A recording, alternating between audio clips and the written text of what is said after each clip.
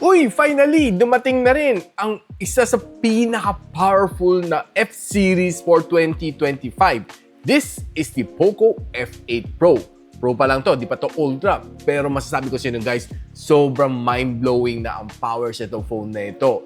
And there's a lot of more surprise pack inside this phone. Plus may surprise giveaway din tayo ng isang POCO F8 Pro din. So subaybayan mo, pag-usapan natin.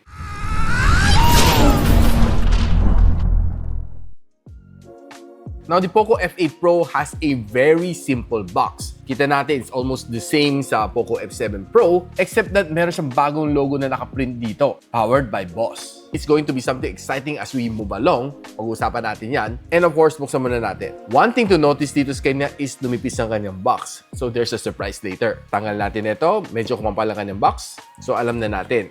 May SIM ejector tool, quick start guide, safety information guide, energy information na sticker, ang jelly case na malambot and jelly, and of course, ang iyong charging brick na A to C.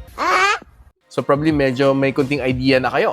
So pagtaob ko ng phone, taran! Walang charging brick! Nasabi sa inyo, surprise, di ba? So kung gusto nyo malaman kung ano mga charging brick na pwede ko i-recommend, I'll post it on the description below. Now, meron spec sheet dito, nakaprint sa kanyang plastic. Tara, kunin na natin. I have here is the titanium silver color, which looks kinda nice. Now, itong POCO F8 Pro na may 12256GB of storage will be priced at 29,999. And para sa mga early bird, mabibili mo to for 27,999. Plus, merong platform voucher rebate from Shopee, less 1,700 pesos, bringing the price down to 26,299 for a very limited period lang, guys, ha? And yung kanyang 512 would be priced at 31,999, pero sa kanyang early bird would be 29,999 and plus 1,700 pesos na rebate from Shopee, bringing the price down to 28,299.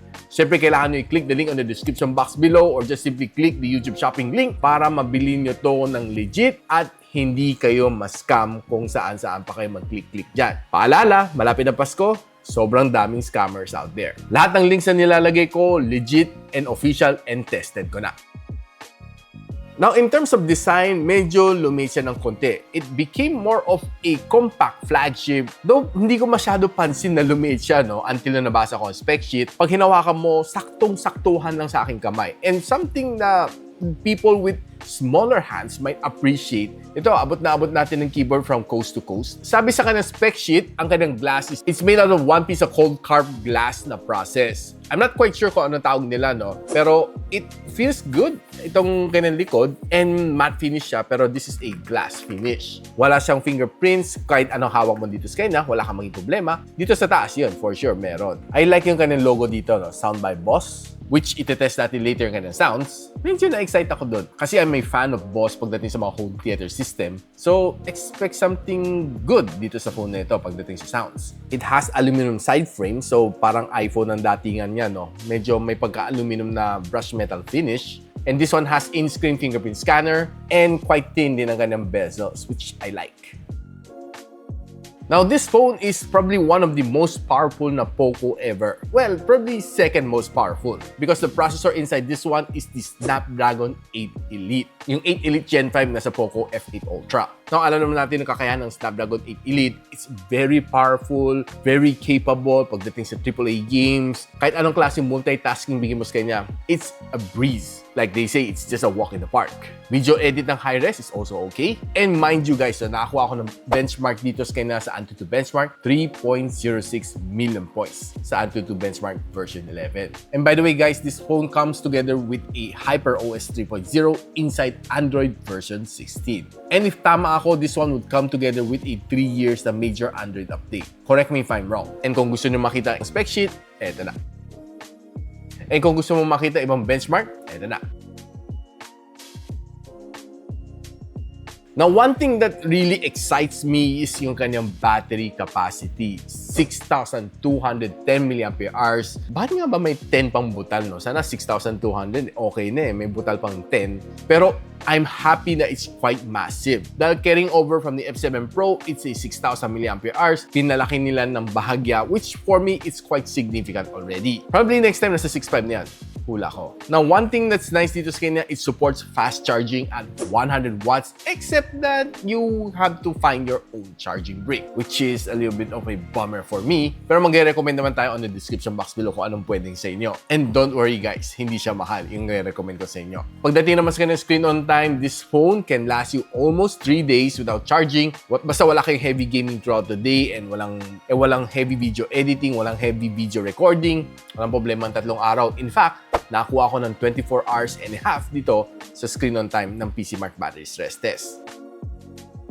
Now, pagdating sa kanyang screen size, medyo lumit siya ng bahagya at 6.59 inch and this one has a Hyper RGB na AMOLED display. It has a 120Hz of screen refresh rate and meron siya maximum brightness of 3,200 nits. So meaning, if you're directly under the sunlight, kahit nagko-commute ka na on outdoors, wala kang maging problema dito. Medyo mag-ingat ka nga lang pag gumagamit ka sa labas, baka mas-snatch ang iyong bagong POCO F8 Pro ha, I'm warning you. Ang ganda rin dito sa kanya display is flicker-free na rin siya, so meaning protected din ang iyong mata. So if you're browsing dito through social media, expect to give you a good experience naman, smooth naman on every single swipe ko naman dito. Basta maganda yung internet connection, you shouldn't have any problem browsing on your phone. And kung nanood ka naman ng videos on the POCO F8 Pro, expect to give you a really good experience. Dahil with the advanced color calibration nitong phone nito, it can deliver true-to-life tones with cinematic contrast. Yun ang quality na makukuha mo dito sa F8 Pro, immersive and bright ang colors.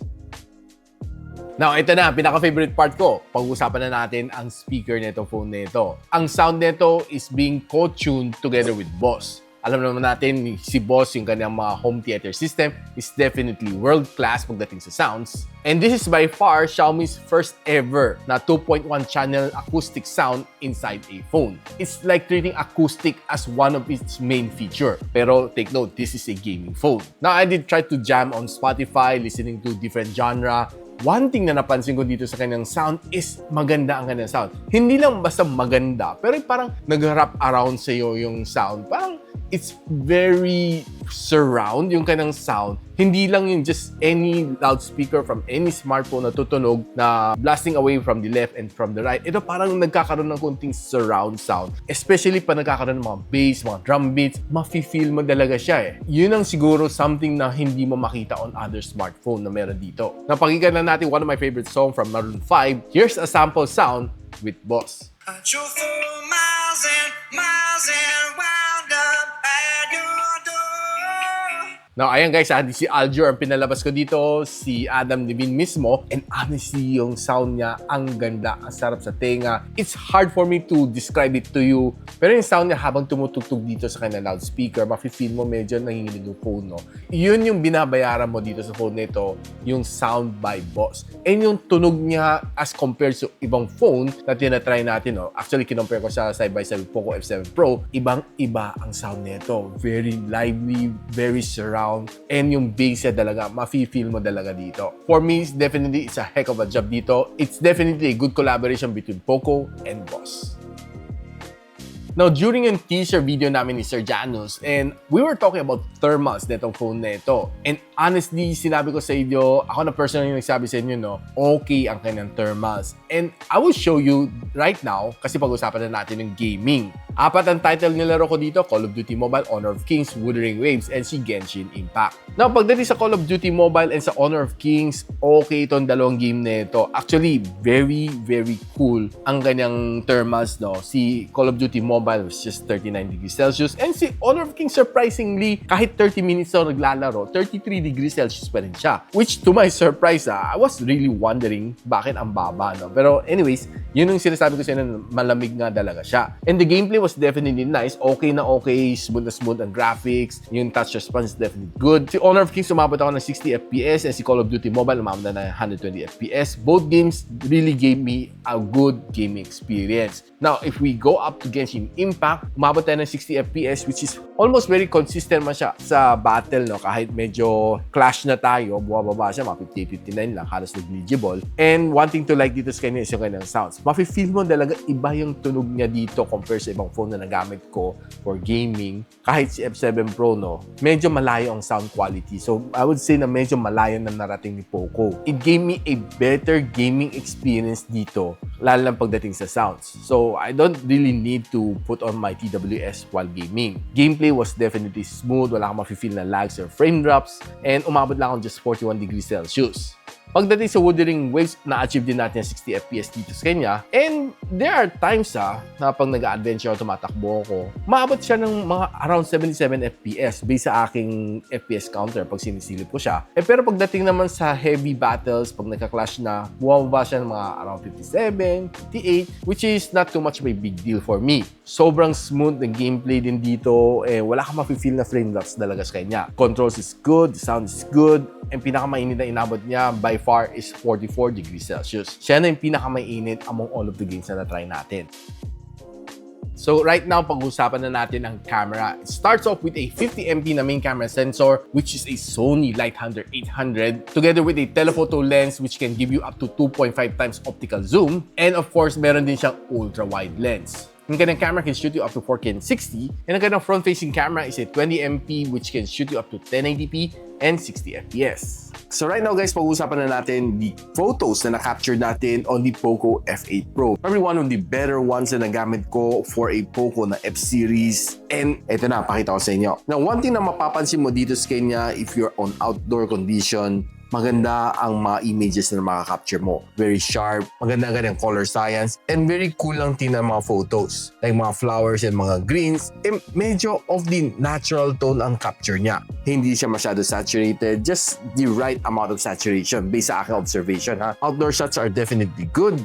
Ang kanyang camera, you can take ultra-wide shot just like this one, and you can zoom it all the way to 30 times zoom, which is still very good pa rin kanyang digital zooming. Now, one of the good things na gusto ko dito sa camera na ito pagdating sa indoor low-light na photography, lalo sa mga full shots na nakuha ko dito, it looks quite nice. I was quite surprised din sa kanyang capability. Was able to snap some really good ones dito sa kanya. And honestly, matatakam ka sa mga foods na na-capture ko dito. And pagdating naman sa low-light photography, you'll be able to capture some really good shots, no? And honestly, I'm really amazed with this camera, lalo na pagdating sa low light, it was able to perform the way that I want it to be. Like some of these Christmas decors, ang ganda rin naman pagka-capture ko dito sa kanya, no? Quite good and mukha siyang cinematic din tingnan. Now, pagdating naman sa night photography, I was able to take in some really nice snap din dito sa Dapitan Arcade. Gumala tayo dito, no? Ang one thing na napansin ko dito sa kanya is pag hindi mo finocus yung subject mo pagdating sa low light tapos puro Christmas lights, no? Pagkita mo mag-overexpose siya like this, so sasabog siya. Pero kung finocus mo siya na mabuti, ganito makukuha mo sa kanya. Overall, mga lantern shot na na-capture ko dito, really good, and I'm really happy to say na ang ganda ng camera shots ko dito pagdating sa low light on the POCO F8 Pro. Nasa kabutihang palad, I was able to take some snaps dito kay Charlie Fleming, though hindi ako nakapag-focus sa mabuti kasi mabilis siya maglakad, and I was using 3 times zoom on this one just to capture these 2 shots. Not bad, pero could have been better. Now, I'm pretty sure na kulang ang airtime ko dito. Just follow me on my Facebook page para makita nyo the other shots na gusto ko i-share sa inyo from my POCO F8 Pro. Now, pagdating sa kanyang front-facing camera on outdoor, I was surprised na nakakuha siya ng mga really nice details sa akin. Lalo na itong mga pawis ko dito sa aking chin, dalagang kitang-kita, very evident. Walang takas. On outdoor, you can get you some really nice snaps, and honestly, it's really a good camera. Kaya medyo partially shadow, makita mo ang ganda pa rin ng mga pictures na makukuha mo dito on this front-facing camera. Pagdating naman sa indoor, you'll be able to get some nice one, except that, yeah, mapapansin mo it's a little bit softer than the outdoor, pero nevertheless, it's still good. Now, if you're trying to take some groupies na photo dito on this camera, panalong-panalo rin siya. Now, tingnan natin yung video that I capture using the front-facing camera. And right now, shooting at 1080p and 60 FPS under low light, and ito ang performance ng POCO F8 Pro. And I'm using the default microphone, by the way, sa inyo. And ito naman sa akin ang rear camera. So right now guys, I'm shooting using the POCO F8 Pro, 4K and 60 video recording capability, stable na stable, sharp lang kanyang video, and the resolution is pretty nice. And yeah, expected naman to from a pretty solid phone like the POCO F8 Pro. Sabi niya guys. Pwede pang vlogging.